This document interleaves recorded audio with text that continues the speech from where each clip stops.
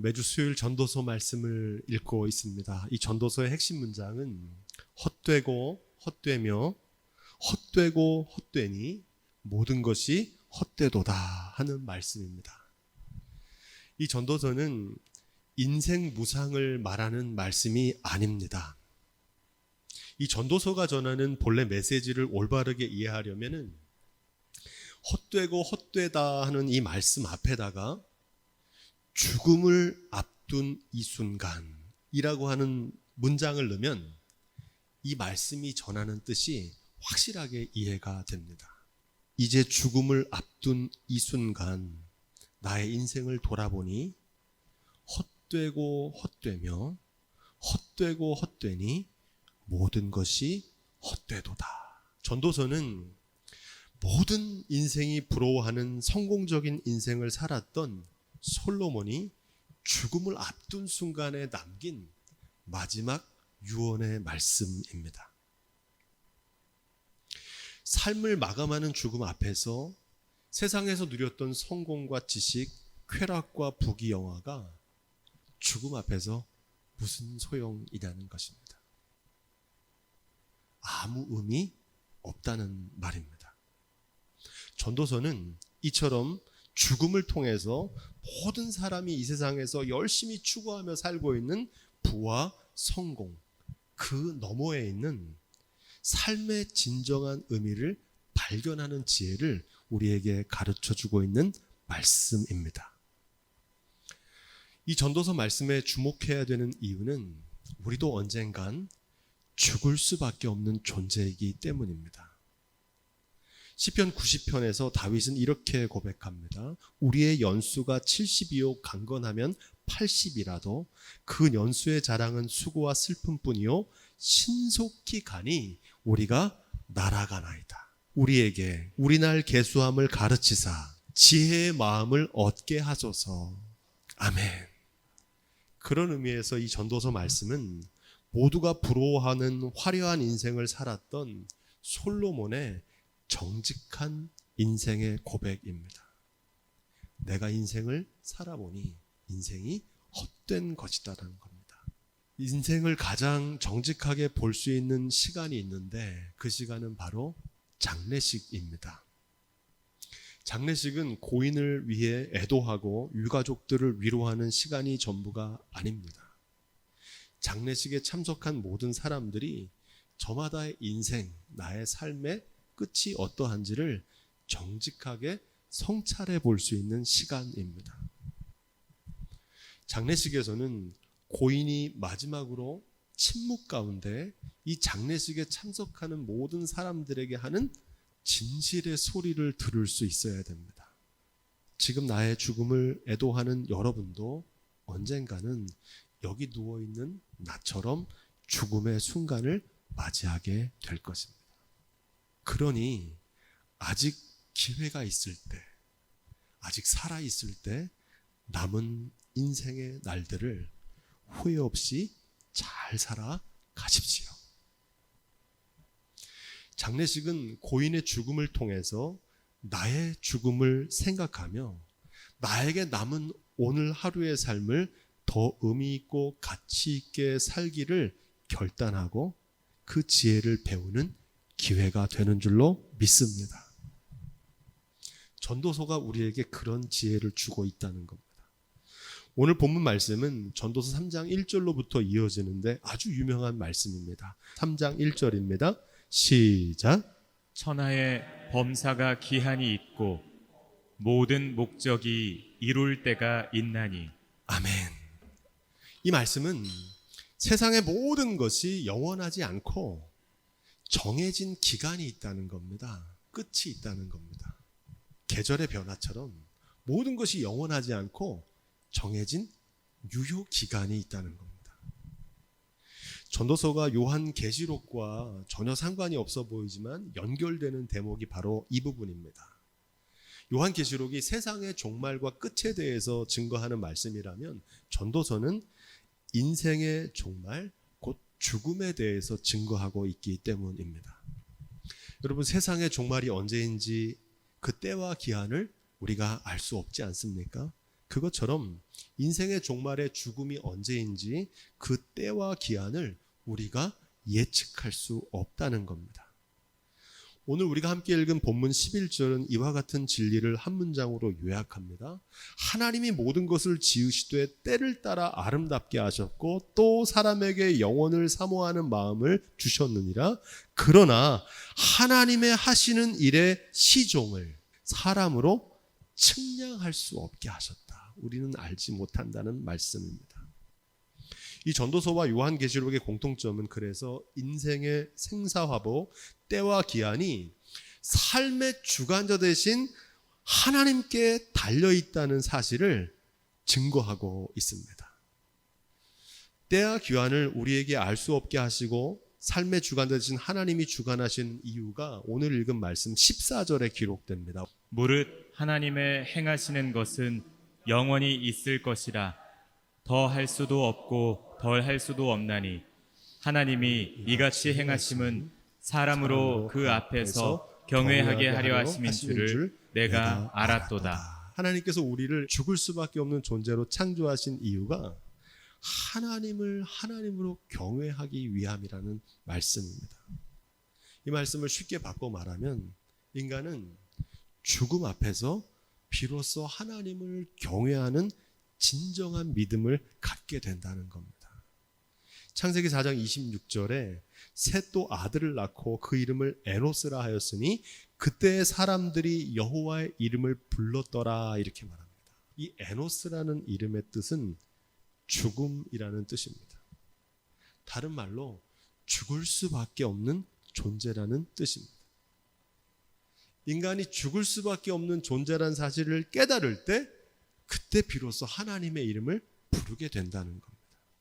그렇게 보면 삶에서 만나는 죽을 것 같은 위기, 죽을 것 같은 인생의 고비, 하늘이 무너지는 것 같은 절망의 순간이 하나님을 만나는 참된 믿음의 기회가 되는 줄로 믿습니다. 죽을 수밖에 없는 존재로 지음받은 허무한 인생을 어떻게 하면 의미 있고 가치 있게 살아갈 수 있을까? 이게 전도서의 질문입니다. 전도서는 오늘 본문에서 세 가지 해답을 제시합니다. 그 첫 번째 해답이 11절 말씀 중간에 숨어 있습니다. 또 사람에게 영원을 사모하는 마음을 주셨느니라. 하나님께서 우리에게 영원을 사모하는 마음을 주셨다는 겁니다. 만일 우리가 사는 이 세상이 전부라면 어쩌면 성공과 쾌락, 세상의 모든 것을 누리며 사는 것이 가장 좋고 당연한 삶일지도 모릅니다. 하지만 성경은 우리의 인생의 종착역이 무덤에서 끝난다고 말하지 않습니다. 죽음이 끝이 아니라 우리가 인생의 나그네 길을 모두 마치고 나면 하나님 아버지께서 예비하신 영원한 본향에 들어가게 될 줄로 믿습니다. 많은 사람들이 이 세상에서 허무함을 채워보려고 외모와 건강, 돈과 명예, 성공과 인기를 향해서 달려갑니다. 이 모든 것은 소중한 것들입니다. 하지만 내 마음대로 할 수 없는 것들이고 시시각각 변하는 것들이고 천신만고 끝에 이루었다 할지라도 언젠가 두고 가는 것들입니다. 한마디로 이 모든 것은 소중하지만 영원하지 않은 것들이라는 겁니다. 모든 인생이 이 진실을 확실하게 깨닫는 순간이 옵니다. 그때가 언제냐면 바로 죽음의 순간입니다. 세상의 모든 것이 영원하지 않고 유한하다는 사실을 그 죽음의 순간에 깨달으면 너무 늦습니다. 이 진실을 하루라도 빨리 깨닫고 사는 것이 지혜입니다. 이 진실을 깨닫게 되는 순간 사람은 비로소 영원을 사모하게 됩니다. 하나님께서는 우리가 헛된 세상에서 헛된 영광만을 쫓다가 그 헛된 것들에 속아서 소중한 인생을 허비하기를 원하시지 않습니다. 그래서 영원을 사모하는 마음을 주신 겁니다. 영원한 것은 무엇입니까? 시편 103편 15절로 18절에 그 영원한 것이 무엇인지를 말씀합니다. 인생은 그날이 풀과 같으며 그 영화가 들의 꽃과 같도다. 그것은 바람이 지나면 없어지나니 그곳이 다시 알지 못하거니와. 여호와의 인자하심은 자기를 경외하는 자에게 영원부터 영원까지 이르며 그의 의는 자손의 자손에게 미치리니 곧 그 언약을 지키고 그 법도를 기억하며 행하는 자에게로다. 영원한 여호와의 인자하심은 하나님의 사랑을 말합니다. 곧 영원하신 하나님의 말씀입니다. 이 말씀을 바꿔서 말하면 영원하신 하나님의 말씀을 품고 그 말씀대로 준행하며 살아가면 헛된 세상에서도 영원한 생명을 맛보며 살아가게 된다는 겁니다. 쉽게 얘기하면 이런 겁니다. 날마다 하나님의 사랑 안에서 나누고 섬기며 사는 삶입니다. 날마다 하나님의 은혜 안에서 감사하며 사는 삶입니다. 하나님을 향한 믿음 안에서 기도하며 기쁨으로 사는 삶이 영원한 삶인 줄로 믿습니다. 영원하신 말씀에 잇대어 사는 삶입니다. 이것을 더 단순하게 말하면 예수님을 그리스도로 모시고 예수님을 쫓아 사는 삶이 영생의 삶인 줄로 믿습니다. 요한복음 14장은 말씀이 육신이 되신 예수님께서 우리를 위해서 영원한 나라를 예비해 두셨다고 증거합니다. 요한복음 14장 1절로 3절입니다. 너희는 마음에 근심하지 말라. 하나님을 믿으니 또 나를 믿으라. 내 아버지 집에 거할 곳이 많도다. 내가 너희를 위하여 처소를 예비하러 가노니 가서 너희를 위하여 처소를 예비하면 내가 다시 와서 너희를 내게로 영접하여 나 있는 곳에 너희도 있게 하리라. 이 말씀은 죽는 거 두려워하지 말라는 겁니다. 동시에 사라지는 세상의 것들에 연연하지 말라는 겁니다.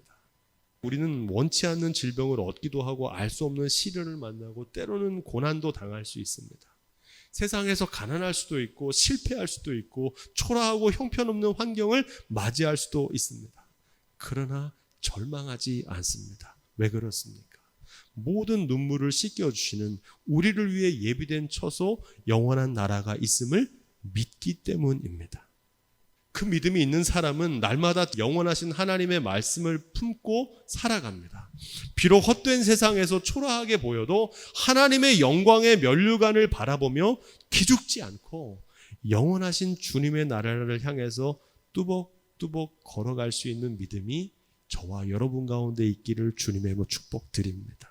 이것이 영원을 사모하며 오늘을 당당하게 살아가는 삶의 모습입니다.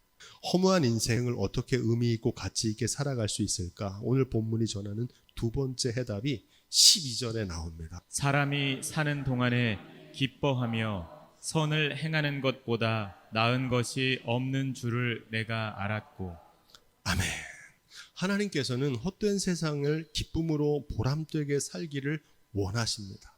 에베소서 2장 10절에 보니까 이렇게 되어 있어요. 우리는 그의 만드신 바라 그리스도 예수 안에서 선한 일을 위하여 지음을 받은 자니. 어떤 일을 위해서 지음 받았다는 거예요? 선한 일을 위해서 지음 받았다는 겁니다. 이 일은 하나님이 전에 예비하사 우리로 그 가운데서 행하게 하려 하심이니라. 우리는 선한 일을 위해서 지음 받은 존재인 줄로 믿습니다. 무엇이 선한 일일까요? 선한 일이 무엇인지를 예수님 오시기 전에는 잘 몰랐습니다. 하지만 2000년 전에 이 땅에 예수님이 오심으로 예수님 안에서 선한 일이 무엇인지를 분명하게 알게 됐습니다. 어떻게 알 수 있을까요? 예수님이라면 어떻게 하셨을까? 이걸 물어보면 됩니다. 예수님께서 하신 일이 선한 일입니다. 어떻게 하면 하나님을 기쁘시게 해드릴까? 하나님을 기쁘시게 해드리는 일이 선한 일입니다. 날마다 삶 속에서 예수님이라면 어떻게 하셨을까? 어떻게 하면 하나님을 기쁘시게 해드릴까? 이 질문을 묻고 이 질문에 응답하시는 말씀대로 따라가면 선한 일로 인도해 주십니다. 그런데 대부분의 사람들은 이 질문을 하기보다는 어떻게 하면 내 뜻대로 할까? 어떻게 하면 내 마음대로 할까? 어떻게 하면 내 기쁨을 누릴까? 어떻게 하면 내가 이익을 누릴 수 있을까를 물으며 살아갑니다. 그래서 선한 일에는 관심이 없고 내 뜻을 이루는 데만 관심을 가지고 살아갑니다. 여기에 인생이 비극이 있는 겁니다. 주님께서 우리를 이 땅에 보내신 목적은 선한 일을 행하게 하시기 위함입니다. 선한 일은 남에게 잘 보이거나 윤리나 도덕적인 착하게 살자 그런 게 아닙니다. 선한 일을 행해야 되는 이유는 선한 일을 행할 때 넘치는 기쁨을 맛볼 수 있습니다. 선한 일을 행할 때 말할 수 없는 보람을 누리게 됩니다. 왜 선한 일을 하며 사는 것보다 나은 일이 없냐? 선한 일을 하면 자신이 가치 있는 존재라는 사실을 가장 분명하게 깨달을 수 있기 때문입니다. 사람들은 자신의 기쁨을 위해서는 많은 물질도 투자하고 시간도 투자하지만 하나님을 기뻐하시는 일을 위해서는 인색할 때가 많습니다. 기회가 있을 때마다 하나님이 기뻐하시는 일을 위해서 여러분들의 시간과 에너지를 사용하셔서 봉사하십시오. 작은 일에서 내 주위에서 내가 할 수 있는 능력으로 선을 행하시기를 주님의 이름으로 축원드립니다. 가장 쉬운 선한 일 한 가지 알려드리겠습니다. 그것은 선한 말을 하는 겁니다. 선한 말은 꿀송이 같아서 마음에 달고 뼈에 양약이 되느니라 증거합니다.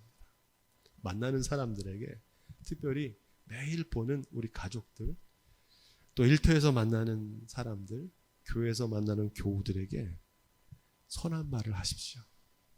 축복의 말, 격려의 말, 감사의 말, 믿음의 말이 선한 말입니다. 날마다 선한 일을 행하는 삶이 되시기를 주님의 이름으로 축원드립니다. 오늘 말씀의 마지막 부분, 허무한 인생 어떻게 의미 있고 가치 있게 살아갈 수 있을까? 오늘 본문이 전하는 세 번째 해답이 13절에 나옵니다. 13절 말씀 우리 함께 읽겠습니다. 시작. 사람마다 먹고 마시는 것과 수고함으로 낙을 누리는 것이 하나님의 선물인 줄을 또한 알았도다. 아멘. 먹고 마시고 수고하는 것은 매일 반복되는 일상생활을 말합니다. 우리가 다 하는 거잖아요. 그 일상생활이 하나님의 선물이라는 사실을 아는 것, 그것이 하나님의 선물이란 사실을 깨닫는 겁니다. 하나님께서는 허무한 세상에서 우리가 행복하게 살아갈 수 있도록 평범한 일상들 속에 기쁨을 심어 놓으셨습니다. 이건 보물찾기와 비슷합니다. 어떤 사람은 그 보물을 발견하는 사람이고 어떤 사람은 그냥 스쳐 지나가는 것인데 그 보물을 발견하는 것, 저는 이것을 감사를 건져 올리는 것이다 이렇게 말합니다. 우리는 너무 큰 것, 거창한 것에서 행복을 찾으려고 합니다. 하지만 전도서는 날마다 우리가 습관적으로 반복되는 일, 평범하고 작은 일에서 감사를 건져 올려야 한다고 끊임없이 말하고 있습니다. 숨 쉬는 거, 밥 먹는 거, 편안한 잠자리에서 쉬는 것, 변을 보는 것, 일할 수 있는 것이 하나님의 선물이고 하나님의 축복입니다. 안타깝게도 많은 사람들은 이 평범한 일상을 잃어버린 다음에야, 그걸 빼앗긴 후에야 이 일상이 얼마나 소중한 선물이라는 사실을 뒤늦게 깨닫는 경우가 많습니다. 그러면 너무 늦습니다. 하루라도 빨리 이 평범한 일상 속에 담겨있는 하나님의 선물을 깨닫고 날마다 반복되는 일상 속에서 은혜를 누리는 지혜가 있기를 주님의 이름으로 축원드립니다. 오늘 많은 사람들이 생각하는 행복의 조건은 많이 소유하면 행복하다고 믿어 의심치 않습니다. 돈이 더 많아지면 행복할 거다. 좋은 집에 살고 멋진 차를 타고 다니면 행복할 거다. 얼짱이 되면 행복할 거다. 직급이 높아지면, 인기가 많아지면 행복할 수 있다고 여기고, 그때까지 행복을 미루고 살아갑니다. 행복을 유보하는 겁니다. 하지만 실제로 무엇을 쟁취했을 때 느끼는 성취감이 있는데, 그 기쁨이 있거든요. 그것은 전체 행복의 20%에 불과합니다. 그럼 나머지 80%의 행복은 어디서 오느냐? 그거는 일상생활에서 반복되는 삶 속에서 느끼는 행복감입니다. 먹고 잠자고 눈뜨고 대화하고 반복되는 평범한 일상에서 행복을 찾지 못하는 사람은 결코 행복한 삶을 살 수 없다는 이야기입니다.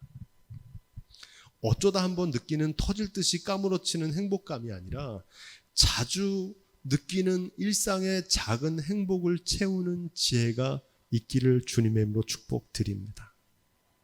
그렇지 않으면 결코 행복할 수 없어요. 그래서 오늘날 많은 사람들이 불행하게 사는 겁니다. 많이 소유하지 않아서가 아니고, 우리가 너무 당연하게 생각하는 일들이 다른 누군가에게는 너무나 소중한 일이라는 겁니다. 그 예를 들 게 많이 있지만, 저는 목회자이기 때문에 중환자실을 방문할 때가 있잖아요. 중환자실에 가면 대부분 환자들이 기계호흡을 합니다. 스스로 숨을 쉴 수가 없는 거예요. 그래서 많은 비용을 들여서 힘겹게 한 호흡 한 호흡을 이어갑니다. 저는 중환자실에 기도를 마치고 나올 때마다 그분을 위해서도 기도하지만 저의 삶에 베푸신 하나님의 은혜를 기억합니다. 숨 쉬는 것이 하나님의 은혜이구나. 세상에 당연한 것은 하나도 없습니다. 우리가 부르는 찬양의 가사처럼 모든 것이 하나님의 은혜입니다. 모든 것 속에서 은혜를 깨달으면 모든 삶에 감사가 넘쳐납니다. 여러분, 세상에 하나님의 은혜를 받지 않고 사는 존재는 아무도 없습니다. 단 한 사람도 하나님의 은혜 아니고 사는 사람은 없는데, 다만 차이점은 뭐냐? 하나님의 은혜란 사실을 알고 사는 사람하고 이것이 하나님의 은혜인 줄을 모르고 사는 사람만 있을 뿐입니다. 바라기는 저와 여러분들이 우리의 삶에서 누리는 모든 것이 하나님의 은혜임을 알고 하나님의 은혜 안에 감사하며 기쁨으로 사는 삶이 되기를 주님으로 부탁을 드립니다. 때때로 알 수 없는 사고나 삶을 송두리째 빼앗기는 재난을 겪을 때가 있는데, 저는 그 재난을 볼 때마다 하나님의 섭리와 그 속에 담긴 의미를 깨닫곤 합니다. 우리가 너무나 평범하다고 당연하다고 생각했던 것들이 얼마나 소중한지를 그 재난과 사고를 통해서 깨닫게 됩니다. 전도서를 지난 몇 주간 제가 먼저 묵상하고 읽으면서 이걸 깨달았어요. 아, 인생에서 성공을 못할 수도 있구나. 성공 못하는 거는 죄가 아니지만 감사하지 못하는 것은 심각한 죄라는 사실을 제가 깨달으며 이 말씀을 읽었습니다. 바라기는 우리의 남은 삶이 헛된 세상에서도 영혼을 바라보며 선을 행하며 일상의 선물로 여기며 사는 행복을 누리는 삶이 다 되시기를 주님의 이름으로 축원드립니다.